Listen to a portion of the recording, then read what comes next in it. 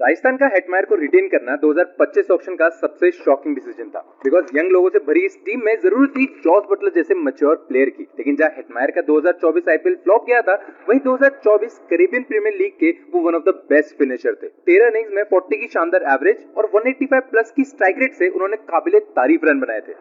RR की history में भी उन्होंने 2022-23 में टीम के लिए फिनिशर का रोल भली भांति संभाला था। लेकिन इस साल कहानी कुछ पलट सी गई। अपने आईपीएल के सेकंड वो सीजन खेल रहे हेटमायर ने इस साल 13 प्लस इनिंग्स में 20 की मामूली एवरेज से 250 से कम रन बनाए हैं।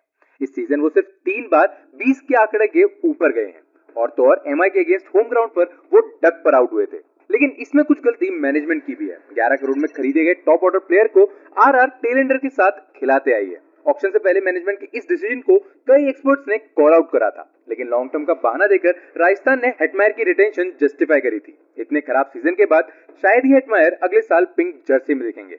आईपीएल ऑक्शन में सही प्लेयर्स को उठाना हर टीम की बस की बात नहीं, इसलिए मोस्टली टीम्स अपने ट्राइड एंड टेस्टेड प्लेयर के साथ लॉन्ग टर्म विजन देखते हैं। लेकिन कभी कभी वो खिलाड़ी उन एक्सपेक्टेशंस पर खड़े नहीं हो पाते, चाहे केकेआर के आइकॉनिक प्लेयर हो या टीम इंडिया के one of the best allrounder. इस वीडियो में हम बात करेंगे आईपीएल 2025 के वर्स्ट रिटेंशंस की। हेटमायर तो चलो फिर भी आईपीएल में यंग प्लेयर है, हमारे नेक्स्ट प्लेयर ने तो हर टी20 लीग में अपना जादू बिखेरा है। मैं बात कर रहा हूँ राशिद खान की। अनडाउटेडली 2023 में जीटी का राशिद को 15 करोड़ में खरीदना one of the best decision रहा है। 2022 में खान साहब एसआरएच से जीटी में आए थे और टीम को डेब्यू सीजन जिताने में उनका काफी बड़ा हाथ था। वहीं सेम फॉर्म वो 2023 सीजन में लेके आए थे, जहां 27 विकेट के साथ वो उस सीजन के सेकंड हाईएस्ट विकेट टेकर थे। लेकिन उनके बाद से उनका डाउनफॉल ही आया है और ये सीजन राशिद का one of the worst season रहा है। अभी तक के मैचेस में वो 10 से कम विकेट ही ले पाए हैं, वो भी 9 से ऊपर की इकोनॉमी के साथ, जो उनके आईपीएल करियर की अब तक की वर्स्ट परफॉर्मेंस है। 2024 में तो फिर भी उनके बल्ले से काफी रन आए थे, लेकिन इस आईपीएल तो वो भी शांत रहा है। हालांकि जीटी शायद ही उन्हें नेक्स्ट ईयर रिलीज करे, लेकिन खान साहब का ये डाउनफॉल शायद ही किसी आईपीएल फैन ने एंजॉय करा होगा। जैसे रशीद खान अफगानिस्तान के कोर मेंबर हैं, वैसे ही हमारे नेक्स्ट प्लेयर भी इंडिया के कोर टीम के पार्ट थे। मैं बात कर रहा हूँ सर रविंद्र जडेजा की। लास्ट टाइम सीएसके 2023 में आईपीएल ट्रॉफी जीती थी। ये इकलौता सीजन है जहां जड्डू ने एक सीजन में 20 विकेट्स लिए थे। 7.5 की इकोनॉमी के साथ he was not just good, he was extra good. जब जड्डू परफॉर्म करते हैं तो सीएसके अनबीटेबल हो जाती है, लेकिन व्हेन ही इज ऑफ तो ना तो कंसिस्टेंट विकेट टेकर होते हैं और ना ही इकोनॉमिकल। आईपीएल 2024 में उनकी साधारण गेंदबाजी सामने आई थी, जहां 14 मैचेस में केवल 18 विकेट्स ले पाए थे, वो भी 46 की बॉलिंग एवरेज के साथ। लेकिन उनकी इंडिया फॉर्म और लास्ट ईयर बैटिंग के चलते सीएसके ने उन्हें इस साल 18 करोड़ में रिटेन किया था। लेकिन वो प्रॉब्लम इस बार फिर दिखी है। अब तक के मैचेस में वो 10 विकेट्स भी ले नहीं पाए हैं। जहां उनकी एवरेज सुधरी है, वहीं इकोनॉमी 8.5 से ऊपर गई है। और तो और अब तक के मैचेस में उन्होंने सिर्फ एक ही बार अपने 4 ओवरों का कोटा पूरा किया है। नो डाउट उनकी बैटिंग इस साल इंप्रूव हुई है, लेकिन बॉलिंग में तो वो फ्लॉप ही रहे हैं। तो अगली बार अगर हमें 16वें ओवर में 43 साल के प्लेयर के आने से दिक्कत हो, हमें इस 18 करोड़ के ब्लंडर के बारे में जरूर सोचना चाहिए। जैसे जड्डू अब टी20 से रिटायर कर चुके हैं, वैसे ही हमारी इस लिस्ट में एक और प्लेयर है जो शायद आईपीएल में हमें अगले सीजन ना दिखें। उन पर जाने से पहले बात करते हैं 2023 के वंडर बॉय रिंकू सिंह की। 2023 में जीटी के अगेंस्ट 5 लगातार छक्कों के कारण रिंकू सेलेक्टर्स के निशानों में आए थे। 59 की एवरेज के साथ उन्होंने 14 मैचेस में करीबन 500 रन बनाए थे।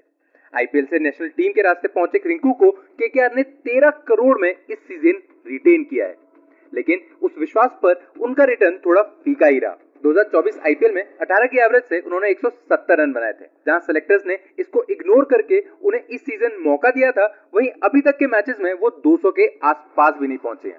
विद एन एवरेज ऑफ 32 उनके स्टैट्स ऑन पेपर तो ओके हैं, लेकिन जिस मैच फिनिशर के रोल में उन्हें रिटेन किया गया था, उस फॉर्म को रिंकू अभी तक हासिल कर नहीं पाए, क्योंकि इस सीजन उनके बल्ले से एक भी हाफ सेंचुरी नहीं आई है। और तो और अभी तक के सिर्फ 3 मैचेस में उनकी स्ट्राइक रेट 150 से ऊपर की है। केकेआर ने उन्हें 80 लाख की बजाय 13 करोड़ में रिटेन किया था, जिसे वो इस आईपीएल भली बात जस्टिफाई कर नहीं पाए। रिंकू का करियर तो चलो अभी शुरू ही हुआ है। हमारे नेक्स्ट प्लेयर तो शायद रिटायरमेंट के काफी करीब है।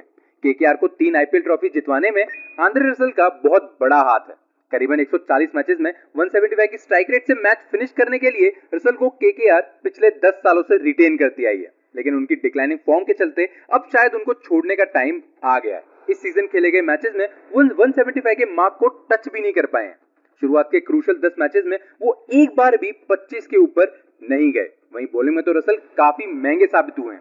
11 से ऊपर की इकोनॉमी के साथ उन्होंने 10 विकेट्स भी नहीं चटकाई हैं। रसल से मूव ऑन करने से न सिर्फ केकेआर 12 करोड़ बचाएगी बट एक प्रॉपर ऑलराउंडर में भी इन्वेस्ट कर पाएगी।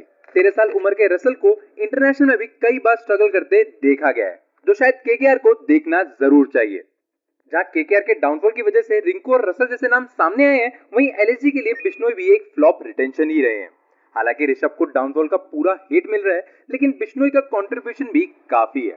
सो मच सो रूकी दिग्वेश राठी ने इस सीजन उनसे बेटर परफॉर्म करा है। बिश्नोई अब टी20 टीम में रेगुलर नाम बन गए हैं। प्लस आईपीएल 2025 से पहले बिश्नोई ने एकना ग्राउंड पर 13 मैचेस में 15 विकेट्स ली थी, वो भी 8 से कम की किफायती इकोनॉमी के साथ। इसी एडवांटेज को एलएसजी 2025 में यूज करना चाहती थी, इसीलिए गोयनका जी ने 11 करोड़ में रवि बिश्नोई को रिटेन किया था। लेकिन गोयनका जी का ये दाव भी फेल हो गया। अब तक के मैचेस में बिश्नोई सिर्फ 9 विकेट्स ही ले पाए हैं, वो भी 10 से ऊपर की इकोनॉमी के साथ। पहली बार खेल रहे दिग्वेश राठी ने बिश्नोई जैसे इंटरनेशनल प्लेयर से ज्यादा विकेट्स और बेहतर इकोनॉमी से गेंदबाजी करी है। इतने खराब परफॉर्मेंस के बाद एलएसजी ने उन्हें पंजाब के अगेंस्ट ड्रॉप भी किया है, जो दिखाता है कि टीम का बिश्नोई पर ट्रस्ट अब ना के बराबर है। 2023 सीजन के अलावा रवि एक बार भी एलएसजी के लिए वैल्यू प्लेयर बन नहीं पाए हैं। आगे हम बात करेंगे ऐसे प्लेयर की जो करंटली इंडियन टीम के एक्स फैक्टर है, लेकिन ये आईपीएल वो भी फ्लॉप रहे हैं। उनके जाने से पहले नजर डालते हैं हेडिक पर। नो डाउट लास्ट आईपीएल में ट्रेविस हेड ने सबको खूब परेशान किया था, और तो 2024 टी20 वर्ल्ड कप में 255 रनों के साथ वो सीरीज के थर्ड हाईएस्ट रन स्कोरर थे। इसी परफॉर्मेंस के दम पर एसआरएच ने ट्रेविस हेड को 14 करोड़ में रिटेन किया था, लेकिन इस आईपीएल वो अपने प्राइस टैग को जस्टिफाई करने में नाकाम रहे हैं। ना तो अभी तक उन्होंने 300 का आंकड़ा क्रॉस किया है, बल्कि उनकी एवरेज भी इस साल साधारण ही रही है। इसके बजाय टीम ये 14 करोड़ में 2-3 बेहतर गेंदबाज उठा सकती थी। अपने वैल्यू ना देते हुए हेड इस साल एसआरएच के वर्स्ट रिटेंशन है। इस लिस्ट के सेकंड लास्ट प्लेयर हैं अक्षर पटेल। ओवर द इयर्स अक्षर पटेल डीसी के लिए एक टॉप परफॉर्मर निकल के आए हैं। दिल्ली के लिए खेले गए 80 मैचेस में उन्होंने करीबन 1000 रन बनाए हैं, अलॉन्ग विद 62 विकेट्स, जो 7 की इकोनॉमी से आए हैं। इसी परफॉर्मेंस और इंडिया टीम में एक रेगुलर ऑलराउंडर बनने की वजह से दिल्ली ने उन्हें ऑक्शन 2025 आने से पहले 18 करोड़ में रिटेन किया था। सिर्फ यही नहीं, ऋषभ को ड्रॉप करके 31 वर्षीय बापू को डीसी ने 2025 आईपीएल में कप्तानी भी थमाई थी, जिस रिस्पॉन्सिबिलिटी को उन्होंने काफी हद तक निभाया है, लेकिन एज अ स्पिन ऑलराउंडर नहीं बल्कि एज बैट्समैन ऑलराउंडर। इसी ट्रांसफॉर्मेशन के तहत बापू ने अभी तक 250 से ज्यादा रन बनाए हैं, वो भी 157 की स्ट्राइक रेट के साथ। हाउएवर बॉलिंग डिपार्टमेंट में वो अभी तक काफी फीके रहे हैं। लास्ट ईयर अक्षर ने 11 विकेट चटकाए थे, वो भी किफायती इकोनॉमी के साथ, लेकिन इस साल वो अभी तक 5 विकेट भी नहीं निकाल पाए। ना सिर्फ वो महंगे रहे हैं, बल्कि आधे मैचेस में तो उन्होंने पूरे 4 ओवर भी नहीं डाले, जिसकी वजह से मिडिल ऑर्डर का पूरा प्रेशर कुलदीप के ऊपर ही आता है। प्लस बैटिंग में उनका एंट्री पॉइंट अभी तक डिसाइडेड नहीं है। स्टब्स और रिजवी के होते हुए वो काफी बार ऊपर खेले हैं, जो अभी तक नहीं चला। इन्हीं प्रॉब्लम की वजह से कहीं डीसी बॉर्डर पर फंसी ना रह जाए। इस लिस्ट में हमारे लास्ट प्लेयर हैं रजत पाटीदार। काफी लोग इसे रैंडम पिक कहेंगे, लेकिन आरसीबी की सक्सेस के पीछे रजत की अंडर परफॉर्मेंस कहीं छुप सी गई। 2025 से पहले पाटीदार ने आरसीबी के लिए खेले गए 27 मैचेस में करीबन 800 से ज्यादा रन बनाए हैं, विद एन एवरेज ऑफ 35। 160 की स्ट्राइक रेट से खेलने वाले इस खिलाड़ी ने एसमेट में भी काफी अच्छा प्रदर्शन दिखाया था। 2025 में मध्य प्रदेश को फाइनल तक पहुंचाने में पाटीदार का काफी बड़ा हाथ था। कैप्टनसी के साथ साथ 5 मैचेस में उन्होंने करीबन 250 से ज्यादा रन बनाए। इसी कातिल परफॉर्मेंस के कारण आरसीबी ने उन्हें 2025 में टीम की कमान दिलाई थी। हालांकि टीम बढ़िया परफॉर्म कर रही है, लेकिन पाटीदार का बल्ला अभी तक बोला नहीं है। अभी तक खेले गए मैचेस में उन्होंने 140 की स्ट्राइक रेट और 25 से कम की एवरेज से रन बनाए हैं। एसमेट और पास्ट आईपीएल परफॉर्मेंस के मद्देनजर रखते हुए ये नंबर्स काफी हल्के दिखाई पड़ते हैं। अगर आरसीबी आईपीएल नहीं जीती तो सबसे पहले क्रिटिक्स के निशानों पर पाटीदार ही होंगे। तो ये थे वो 9 रिटेन प्लेयर जिन्होंने इस आईपीएल अपनी वर्थ प्रूव नहीं की है। Let us know in the comments कि इनमें से कौन सा नाम इस लिस्ट पर होना डिजर्व नहीं करता।